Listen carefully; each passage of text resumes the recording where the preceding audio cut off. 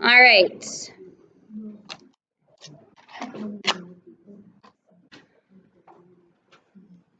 Law of cosines. So I have here, first of all, what it is. So it says let triangle ABC and, well, I'll explain that in a minute. Let triangle ABC be any triangle with sides A, B, and C. And those are representing the measures of the sides opposite to the angles, capital A, B, and C. Then the following equations are true. What I want you to make note of is all three of these. Law of cosines is one equation. These are all the same equation. Okay, same formula. The only difference is the sides and the angles being switched around. But law of cosines, it's not three separate equations. It's just one. So I'm just going to focus on this top one, what law of cosines says. And notice you can kind of see in law of cosines, there's Pythagorean theorem there a little bit. Well, if you look down here, it's more so the c squared equals a squared plus b squared. There's just extra that you're subtracting from it. But just to highlight here, so if I say I'm looking for side A, then I would have to know the other two sides and angle A. So you'll see for using law of cosines, to find a side, you have to know two sides and their included angle. Law of cosines could also be used if you know all three sides and need to find an angle. No sides go there. So it is the side that you'd be missing, the a squared in this case, equals the other two sides squared and added together, minus 2 times those two sides, multiplied by the cosine of the angle that's opposite that side. So why I'm showing you this, because these are the same exact formula. It's just here you're looking for side B and not side A. So that's the only reason it's given three different variations. But you might not even have a triangle that's written in terms of ABC. Like example 2 is JKM. But you can still use law of cosines. You just have to know how to put that together. Katie? You will not have to memorize it, but I will not give you all three. I'll give you one of them. And I might give you this formula, but your triangle is labeled this way. So you still have to know how to manipulate it for that. But you will be given the formula for both law of cosines and law of sines. Yep, good questions. You don't have to memorize the formula for law of cosines, but you have to know how to use it. So before we get to examples, I had summarized this a little bit already. It says use law of cosines if you know the measures of all three sides of a triangle. That would be if you were looking for an angle. Or if you know two of the sides and their included angle.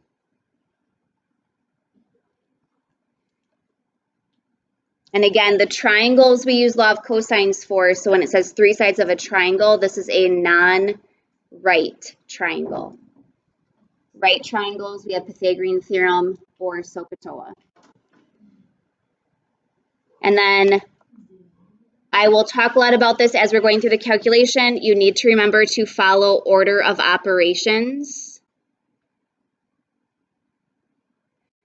when you are simplifying. So just remember that you multiply or divide before you add and subtract. And you'll see when using this, there's just a lot you need to calculate, and depending on what you're trying to find, if you're trying to solve for something, you just need to be very careful with order of operations and the order that you're using to even solve equations. So let's look at example 1. We have triangle ABC. We are not given information that it's a right triangle, so we know that we can't use Pythagorean theorem or SOHCAHTOA, but my question for you is why Why can we not use law of sines for this? Because yesterday we also had non-right triangles, but we could use law of sines. Why does law of sines not work for this one?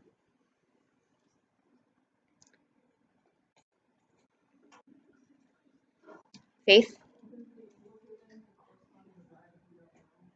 Right. The angle that we only have one angle, and its opposite side, or the side that would correspond to it in the law of sines formula, we don't know that side.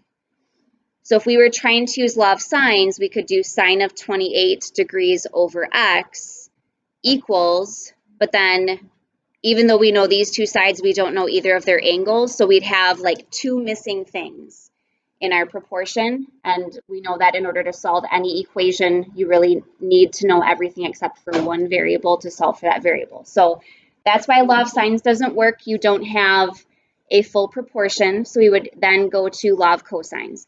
If law of sines works, law of sines is way easier to use than law of cosines. So if it works, use that. So again, we're going to summarize all these methods we have, but that's kind of the process you want to go through is law of sines before law of cosines if it's not a right triangle. So then using law of cosines, I'm going to label my sides here. The side we're looking for, I could label as side little c because it's opposite angle c. Side 9 would be side A, and then 11 would be side B based on the angles. So because I'm looking for side C, I'm going to write down this variation of the formula, the one that starts with c squared. So it equals a squared plus b squared minus 2a times b times cosine of angle C. And then I can substitute in what I have.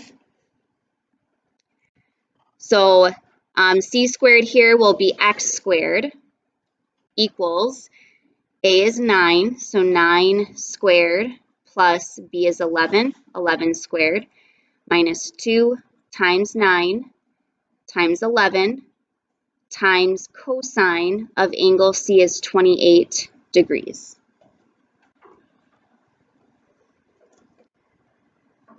Okay, so the nice thing when you're looking for a side is that the side is already isolated. X is already, we have x squared, but this entire right side of my equation is just calculation. I just need to simplify and calculate this. And you do still need to be careful while doing that with order of operations. So I'm going to keep the x squared equals. I'm going to simplify this side. So I have 9 squared, I know that's 81, plus 11 squared is 121, minus, now what I normally do, just because I don't want to deal with rounding anything until I get to the very end of the problem, is all of this is all multiplied together, okay? But cosine of 28 degrees is going to be a decimal. So what I'm going to do is I'm going to multiply the 2, 9, and 11 and just keep that as the coefficient with the cosine of 28. So if I multiply 2 times 9 times 11, I get 198. So I would have minus 198 times the cosine of 28 degrees.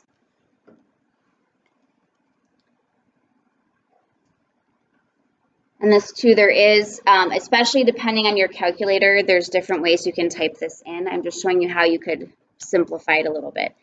Then, so I have with order of operations, I have addition here, subtraction here. This is still multiplication. So this whole thing needs to stay together. But I could add these two numbers together. I could add the 81 and the 121. So if I add 81 plus 121, I get 202. So I get x squared equals 202 minus 198 cosine of 28 degrees. And that's actually as simplified without having a decimal. That's as simplified as I can get this side, because again, this has to all stay together. So I can't do 202 minus 198 because then I would be subtracting before I multiply. I would need to multiply before I subtract. What I'm going to do here, though, again, so I'm not rounding until the very end, is since this is equal to x squared, I'm going to take the square root of both sides. And then I'm just going to type this whole thing in and round whatever x is. So I would get x is equal to, or x is approximately equal to. Now on your calculators, make sure you can type this in because some of you have to type things in a very specific order. On calculators like mine, I can just type this in. So I would do square root of, and all of this has to go in this parentheses, so 202 minus 198 times cosine of 28. And notice when I type cosine, another parenthesis comes up.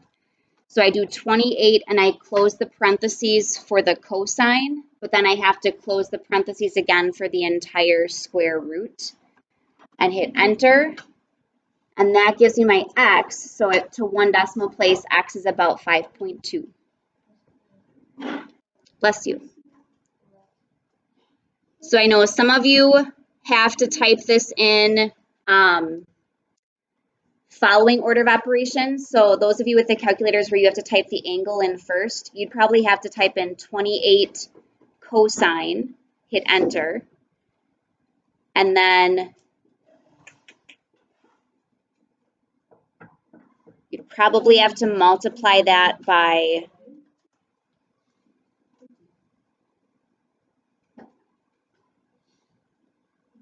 well, actually I could go back on that. You just might need to use parentheses around this. Let me pause there. Are there questions on calculators right now? Because different calculators work differently. Need help typing it in? Just bear with me for a moment because I want to make sure everyone knows how to.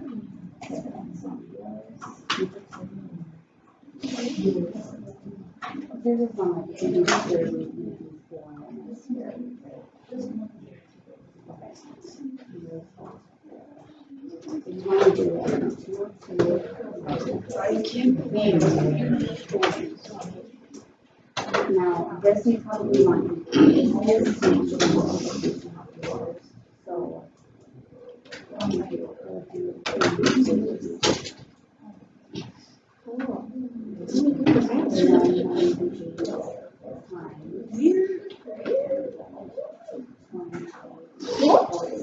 so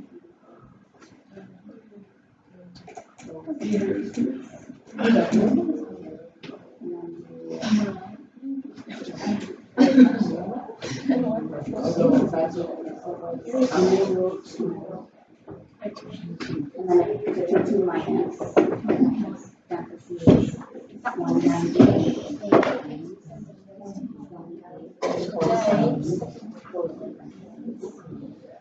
and then shift.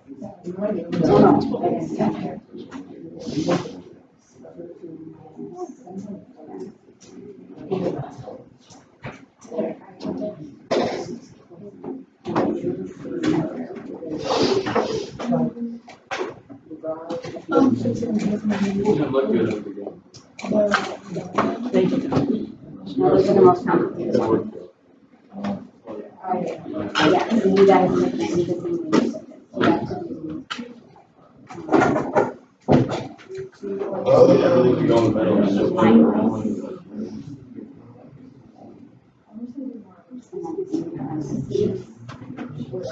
it'll show you that separate parentheses up here. 198.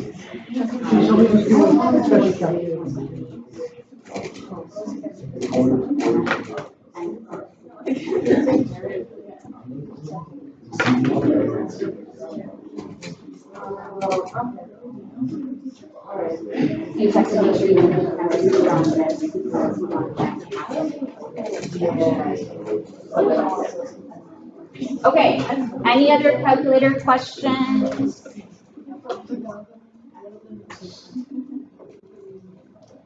Oh my God, I know. I know.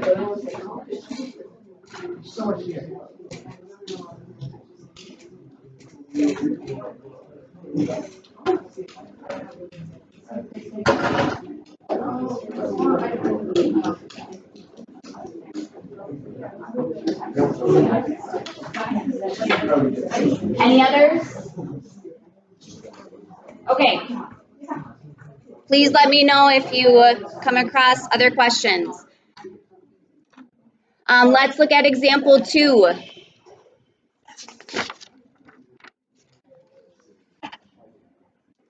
Now, example 2, get your attention back up here, please.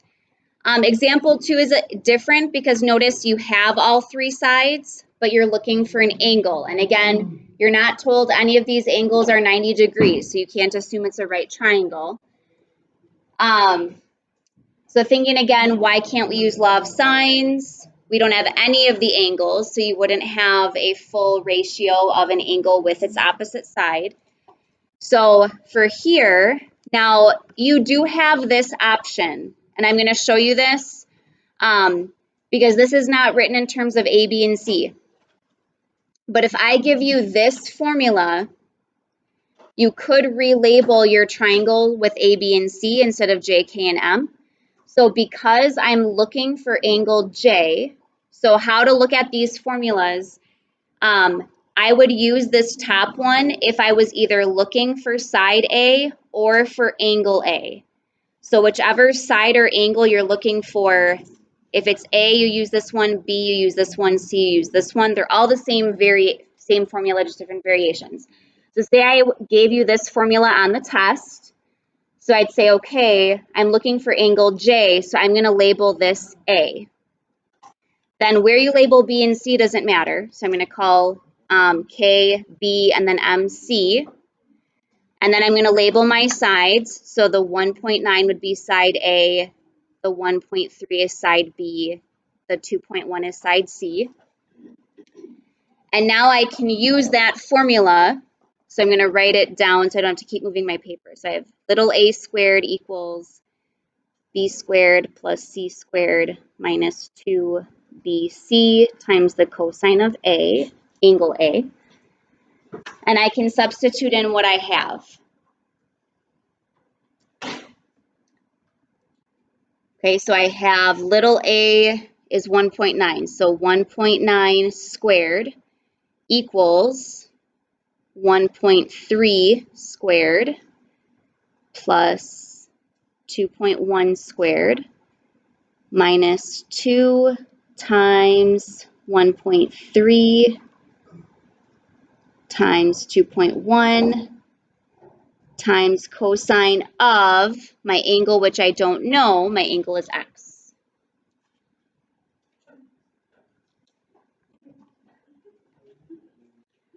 Okay, so in order to solve for x, I need to get this cosine of x by itself. So I need to rearrange this equation so that cosine of x is by itself. And this, again, you need to be very careful how you do that. So I'm going to simplify what I can first before I start moving things around. So 1.9 squared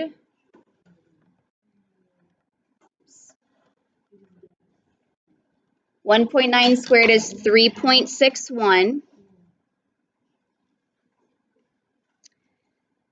And then 1.3 squared is 1.69 plus 2.1 squared. That's 4.41 minus, now again, all of this I can multiply together. It is being multiplied by the cosine of x, so that's important to realize too, but I can multiply those three numbers together. So 2 times 1.3 times 2.1 is 5.46, and that is multiplied by cosine of x.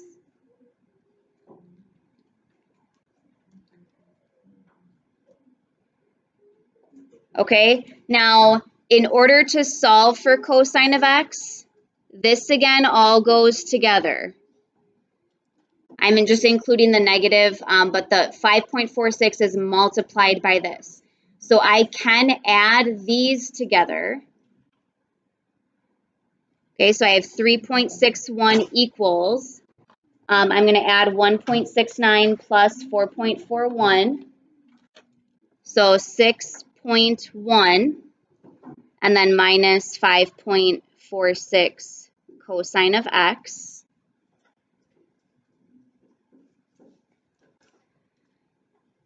Okay, so now let me kind of show this. If I had, because this is where students make the most mistakes, they combine these two numbers. You cannot do that. So if you had just 3.61 equals 6.1 minus 5.46 x without the cosine there, what would you do next to solve for x? Not divide. Minus the 6.1. I would get rid of this. I'd move it over. That's my next step here. So here I would subtract the 6.1. That's what I'm doing here. So these are separate thoughts here. I'm just trying to relate something that you've already done.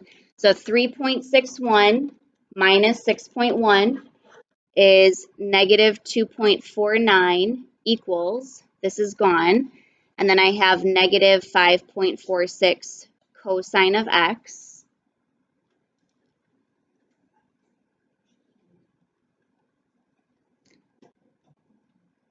Okay, then again, if it wasn't cosine of x, if it was just x, what would you do next? Divide by,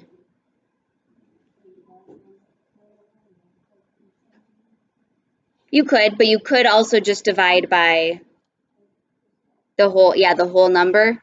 But you could divide by the -1. You'd still have to eventually divide by the 5.46. But I can divide by the 5.46. Okay, so that's gone. Now on this side, I'm not even sure how that works out on my calculator. Let me see. Divided by 5.46. I know they're both negative. Okay, so again, I don't like to round until the very end. So I don't want to round this. What I'm going to do is I know when I divide a negative by a negative, this is going to be positive. But I'm going to keep it right now as 2.49 over 5.46 equals cosine of x. Because now if I want to find x, x is an angle, what do I do? Yes, cosine inverse. So I'm doing cosine inverse of both sides. So this cosine inverse of this is what I type into my calculator to get x. So second cosine on my calculator, 2.49 over 5.46. Or on some of yours, you would do the 2.49 divided by 5.46, hit enter, and then inverse cosine. But it should be to one decimal place 62.9 degrees.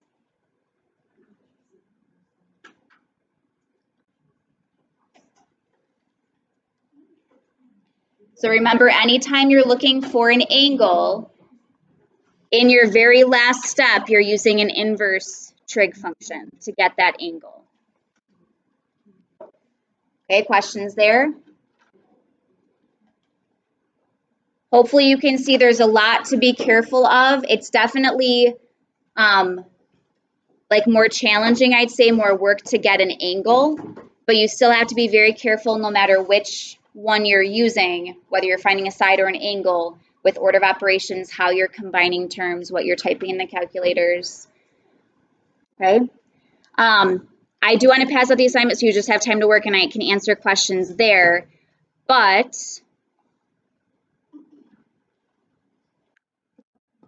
actually I think we'll start with that tomorrow. So we're just going to end there. I'll ask that question tomorrow.